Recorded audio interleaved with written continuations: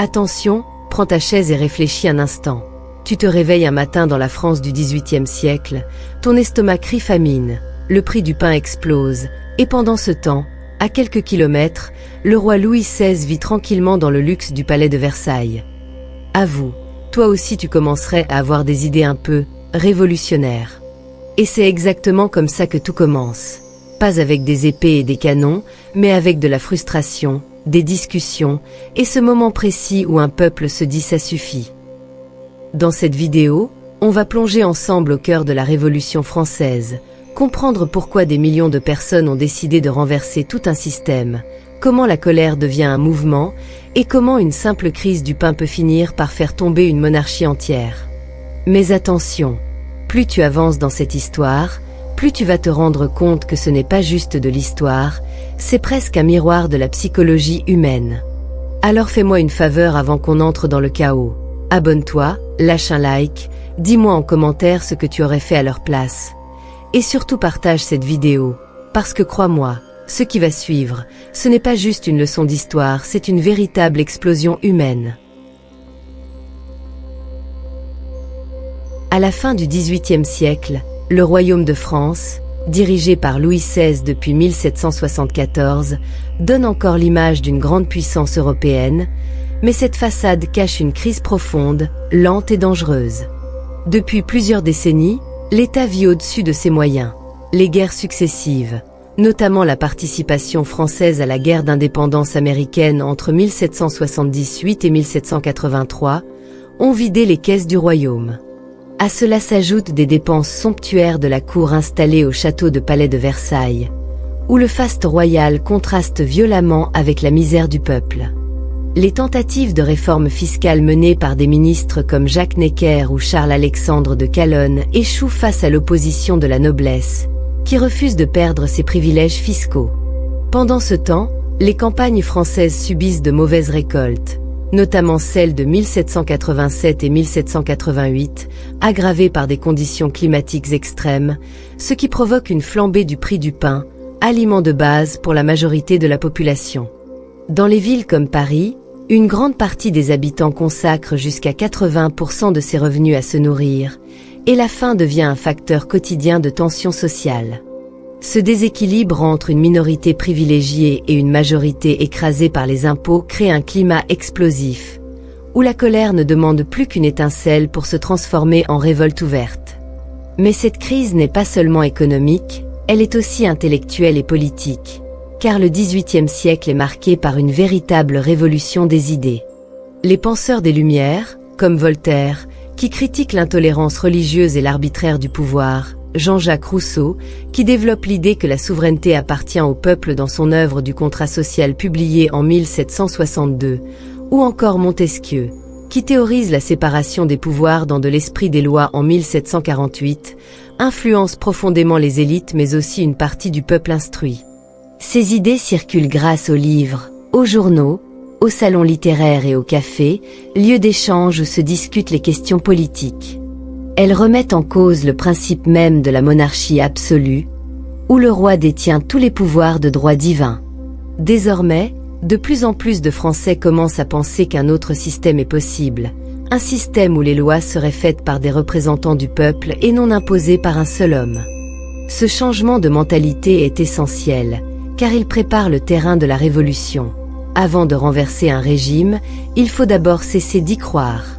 Ainsi, la contestation ne naît pas seulement de la faim ou de la pauvreté, mais aussi d'une nouvelle vision du monde, plus égalitaire et plus rationnelle.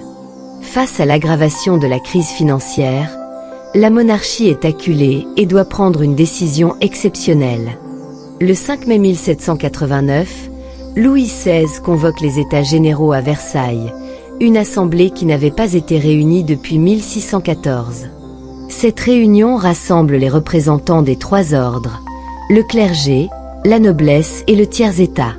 Mais très vite, les tensions apparaissent autour de la question du vote.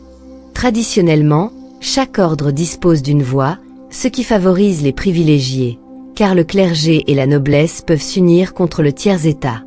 Or, ce dernier représente environ 97% de la population et réclame un vote par tête, plus équitable. Le conflit s'envenime, et le 17 juin 1789, les députés du tiers-État, rejoints par certains membres du clergé, se proclament Assemblée nationale, affirmant qu'ils sont les véritables représentants de la nation. Le 20 juin 1789, trouvant la salle des États généraux fermée, ils se réunissent dans une salle de jeu de paume et prêtent un serment historique, celui de ne pas se séparer avant d'avoir donné une constitution à la France. Cet événement, connu sous le nom de serment du jeu de paume, marque une rupture fondamentale avec l'Ancien Régime, car il affirme que la souveraineté ne vient plus du roi, mais du peuple. La tension atteint son point culminant au cœur de l'été 1789, notamment à Paris, où la situation devient de plus en plus instable.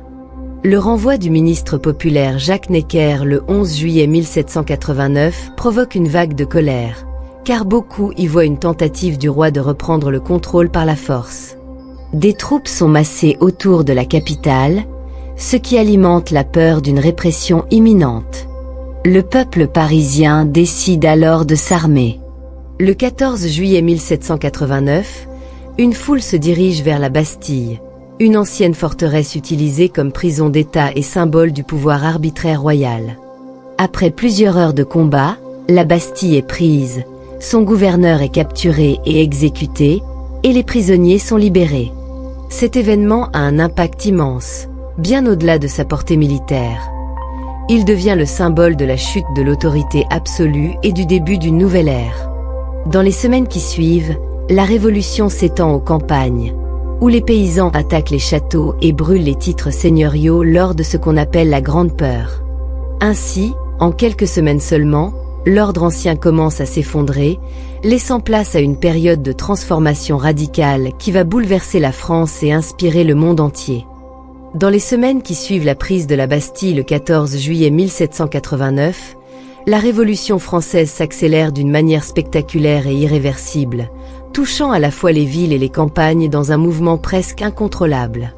À Paris, une nouvelle autorité municipale se met en place avec la création de la Commune de Paris, tandis qu'une milice bourgeoise, la Garde nationale, est organisée sous le commandement de Marquis de Lafayette, un personnage déjà célèbre pour son rôle dans la guerre d'indépendance américaine. Mais c'est surtout dans les campagnes que la situation devient explosive avec ce qu'on appelle la Grande Peur, entre juillet et août 1789. Des rumeurs circulent, affirmant que des brigands, parfois envoyés par les nobles, vont attaquer les villages pour punir les paysans révoltés. En réaction, ces derniers prennent les devants, s'arment, attaquent les châteaux, brûlent les archives seigneuriales, ces documents qui contiennent les droits et les redevances féodales, et refusent de continuer à payer les impôts traditionnels. Face à cette agitation généralisée et à la menace d'un effondrement total de l'ordre social, les députés de l'Assemblée nationale prennent une décision historique dans la nuit du 4 août 1789. Ils votent l'abolition des privilèges féodaux. Cette nuit marque symboliquement la fin de l'Ancien Régime, car elle met fin à des siècles d'inégalités juridiques entre les Français, même si, dans la pratique, certaines mesures mettront du temps à être appliquées. Quelques semaines plus tard, un autre texte fondamental vient donner une base idéologique à la Révolution. Le 26 août 1789, l'Assemblée adopte la Déclaration des droits de l'homme et du citoyen, un document inspiré à la fois des idées des Lumières et de l'exemple américain. Ce texte proclame que tous les hommes naissent libres et égaux en droit, que la souveraineté réside dans la nation, et que les libertés fondamentales, comme la liberté d'expression, de religion et de propriété, doivent être garanties. Des figures importantes comme Honoré Gabriel Ricti de Mirabeau jouent un rôle clé dans ces débats, tentant de concilier réforme et stabilité. Cependant, malgré ces avancées, la situation reste tendue, notamment à cause de la crise économique persistante. Le peuple de Paris continue de souffrir de la faim, et le prix du pain reste très élevé.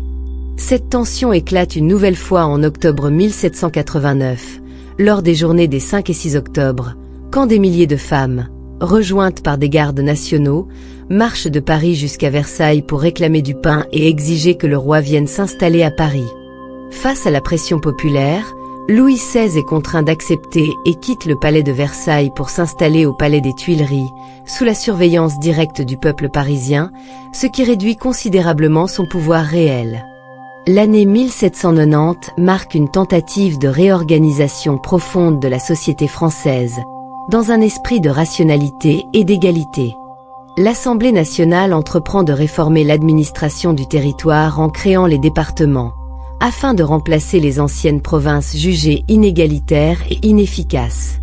Mais l'une des décisions les plus controversées est sans doute la constitution civile du clergé, adoptée le 12 juillet 1790, qui place l'Église sous le contrôle de l'État. Désormais, les prêtres et les évêques doivent être élus par les citoyens et prêter serment à la nation. Cette mesure provoque une fracture profonde dans la société française, car une grande partie du clergé refuse ce serment, créant une opposition entre prêtres jureurs et réfractaires. Cette division religieuse va alimenter les tensions dans plusieurs régions, notamment dans l'ouest de la France. Pendant ce temps, sur le plan politique, des clubs se forment et deviennent des lieux essentiels de débat et d'influence. Parmi eux, le club des Jacobins, où des figures comme Maximilien Robespierre commencent à se faire remarquer, défendant des idées de plus en plus radicales. À côté, d'autres groupes, plus modérés, tentent de maintenir une monarchie constitutionnelle, cherchant un équilibre entre tradition et changement. Cependant, cet équilibre fragile va être brutalement remis en cause en 1791 avec un événement qui choque profondément la nation, la fuite du roi. Dans la nuit du 20 au 21 juin 1791, Louis XVI et sa famille tentent de quitter secrètement Paris pour rejoindre une zone fidèle à la monarchie, près de la frontière. Mais ils sont reconnus à Varennes-en-Argonne et arrêtés avant d'être ramenés à Paris sous escorte. Cet épisode, connu sous le nom de fuite à Varennes, détruit la confiance qui restait entre le roi et le peuple. Jusqu'alors, beaucoup espéraient encore une monarchie constitutionnelle stable, mais désormais, l'idée que le roi puisse trahir la nation se répand largement. Dans les mois qui suivent, les tensions politiques s'intensifient, opposant les partisans d'une république à ceux qui souhaitent conserver le roi. Le 17 juillet 1791, une manifestation républicaine sur le Champ de Mars est réprimée dans le sang par la garde nationale commandée par Marquis de Lafayette, marquant une rupture entre les différentes factions révolutionnaires. La Révolution entre alors dans une phase plus radicale, où les divisions internes deviennent aussi importantes que la lutte contre l'ancien régime. L'année 1792 marque un tournant décisif où la Révolution française quitte définitivement le terrain des réformes pour entrer dans une phase de conflit ouvert, à la fois interne et externe. Depuis plusieurs mois, la situation politique est devenue extrêmement instable, et la méfiance envers la monarchie atteint son paroxysme après la fuite manquée du roi Louis XVI. Dans ce contexte tendu, la France révolutionnaire déclare la guerre à l'Autriche le 20 avril 1792, sous l'influence de figures politiques comme Jacques-Pierre Brissot, qui pense qu'une guerre permettra de consolider la révolution et de révéler les ennemis de l'intérieur. Mais les débuts du conflit sont catastrophiques. L'armée française, désorganisée, subit plusieurs défaites, et la peur d'une invasion étrangère grandit. Cette situation alimente un climat de panique et de suspicion, surtout à Paris, où les révolutionnaires les plus radicaux accusent le roi de trahir la nation en collaborant avec les puissances étrangères. Le 10 août 1792, cette tension explose lors de l'insurrection des Tuileries. Les sans-culottes, soutenus par les fédérés venus de province, prennent d'assaut le palais des Tuileries, résidence royale. Les gardes suisses sont massacrés, et Louis XVI est arrêté avec sa famille. Cet événement marque la chute de la monarchie et la fin effective de plus de 1000 ans de royauté en France. Quelques semaines plus tard, dans un climat de peur extrême lié à l'avancée des armées étrangères et aux rumeurs de complots internes, la violence atteint un niveau encore plus élevé avec les massacres de septembre 1792. Entre le 2 et le 6 septembre, des foules parisiennes envahissent les prisons et exécutent sommairement des centaines de détenus, parmi lesquels des nobles, des prêtres réfractaires mais aussi de simples criminels. Ces événements, bien que condamnés par certains révolutionnaires, témoignent de l'angoisse profonde qui traverse la société française. Pourtant, au même moment, une victoire militaire importante vient redonner espoir. Le 20 septembre 1792, les troupes françaises remportent la bataille de Valmy contre les armées prussiennes. Cette victoire, symbolique autant que stratégique, renforce la confiance des révolutionnaires et permet à la nouvelle Assemblée, la Convention nationale, de prendre une décision historique le lendemain, le 21 septembre 1792. Elle proclame l'abolition de la monarchie et la naissance de la Première République. Désormais, la France n'est plus un royaume, mais une nation gouvernée au nom du peuple, une transformation politique majeure qui va inspirer de nombreux mouvements à travers le monde. Mais la question du sort de l'ancien roi reste centrale et divise profondément les révolutionnaires. Après un long débat, Louis XVI est jugé pour trahison par la Convention. Le procès débute en décembre 1792 et malgré les efforts de défense de ses avocats, le roi est reconnu coupable. Le 21 janvier 1793, il est exécuté par guillotine sur la place de la Révolution à Paris, devant une foule immense. Cet événement marque un point de non-retour. En exécutant le roi, la Révolution rompt définitivement avec l'ordre ancien et envoie un message fort aux monarchies européennes. Cependant, cette décision radicale a aussi des conséquences importantes. Elle provoque la formation d'une coalition de puissances étrangères contre la France et renforce les divisions internes. À l'intérieur du pays, des régions comme la Vendée se soulèvent contre le gouvernement révolutionnaire, refusant notamment la conscription et les politiques antireligieuses. La France entre alors dans une période de guerre civile et de guerre extérieure simultanée, ce qui pousse les dirigeants révolutionnaires à adopter des mesures de plus en plus extrêmes. C'est dans ce contexte de crise totale que s'installe ce qu'on appelle la terreur, entre 1793 et 1794, une période marquée par une radicalisation du pouvoir et une répression intense des opposants. Le comité de salut public, dominé par des figures comme Maximilien Robespierre, prend le contrôle du gouvernement et met en place des mesures exceptionnelles pour défendre la République. La loi des suspects permet d'arrêter toute personne soupçonnée d'être ennemie de la Révolution, et les tribunaux révolutionnaires multiplient les condamnations à mort. Des milliers de personnes sont exécutées à travers le pays, parmi lesquelles des figures importantes comme Georges Danton ou Olympe de Gouges, qui avaient pourtant défendu les idéaux révolutionnaires en réclamant notamment des droits pour les femmes. La guillotine devient le symbole de cette période, utilisée au nom de la justice et de la défense de la République. Mais peu à peu, la peur change de camp, les excès de la terreur inquiètent même les révolutionnaires, et le 27 juillet 1794, lors du 9 Thermidor en deux, Maximilien Robespierre est arrêté puis exécuté à son tour. Sa chute marque la fin de la terreur et ouvre une nouvelle phase de la Révolution, plus modérée mais toujours instable. Après la chute de Maximilien Robespierre le 27 juillet 1794, événement connu sous le nom de réaction thermidorienne, la Révolution française entre dans une nouvelle phase marquée par un retour progressif à plus de modération, mais aussi par une grande instabilité politique et sociale. Les dirigeants qui prennent le pouvoir cherchent à mettre fin aux excès de la terreur tout en conservant les acquis essentiels de la Révolution, comme l'abolition des privilèges et l'égalité devant la loi. La Convention thermidorienne démantèle peu à peu les institutions les plus radicales, ferme le club des Jacobins et libère de nombreux prisonniers. Cependant, cette période est loin d'être paisible. La France reste en guerre contre plusieurs puissances européennes, et à l'intérieur du pays, les tensions persistent entre les royalistes, qui souhaitent le retour de la monarchie, et les républicains, déterminés à défendre la République. Sur le plan économique, la situation reste difficile, avec une inflation importante et des pénuries qui provoquent des émeutes populaires, notamment à Paris. Malgré cela, les dirigeants tentent de stabiliser le régime en élaborant une nouvelle constitution. C'est ainsi qu'en 1795 est mise en place une nouvelle organisation politique avec la Constitution de l'an 3, qui établit le Directoire, un régime dirigé par 5 directeurs exécutifs, conçu pour éviter à la fois le retour de la dictature et les excès démocratiques. Ce système repose également sur un pouvoir législatif bicaméral, avec le Conseil des 500 et le Conseil des Anciens. Mais en réalité, le Directoire se révèle rapidement fragile et impopulaire, miné par la corruption, les luttes internes et les crises économiques.